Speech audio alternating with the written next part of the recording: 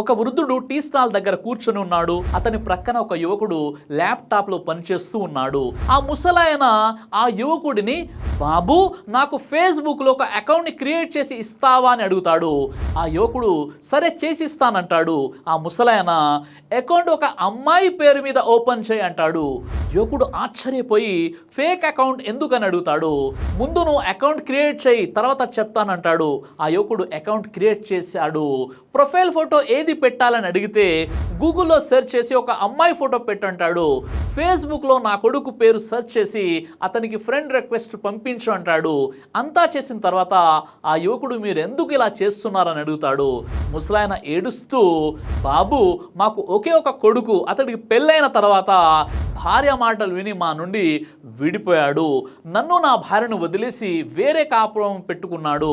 అతను ఎక్కడ ఉన్నాడో కూడా మాకు తెలియదు బాబు. మమ్మల్ని పట్టించుకోడు, ఎప్పుడు మమ్మల్ని చూడడానికి కూడా రాడు. కానీ నాకు ఒక మనవడు మరియు మనవరాలు ఉంది, వాళ్ళని చూడాలని ఉంది. చూసి ఎన్నో రోజులైంది. ఎవరో చెప్తుంటే విన్నాను, ఈ రోజుల్లో చాలామంది వాళ్ళ ఫ్యామిలీ ఫోటోలు సోషల్ మీడియాలో అప్లోడ్ చేస్తారని. నా పేరుతో పంపిస్తే యాక్సెప్ట్ చేయడు, అందుకే అమ్మాయి పేరుతో పంపిస్తున్నాను. అలాగైనా నా మనవడిని మనవరాలుని చూడవచ్చు అని ఆ వృద్ధుడు అంటాడు. ఈ రోజుల్లో చాలామంది తల్లిదండ్రుల పరిస్థితి ఇలాగే ఉంది. పెళ్ళైన తర్వాత భార్య మాటలు విని లేదా ఇంకెవరో మాటలు విని వేరే కాపురం పెట్టి ఇంటి నుండి వెళ్ళిపోతారు. తల్లిదండ్రులను పట్టించుకోరు.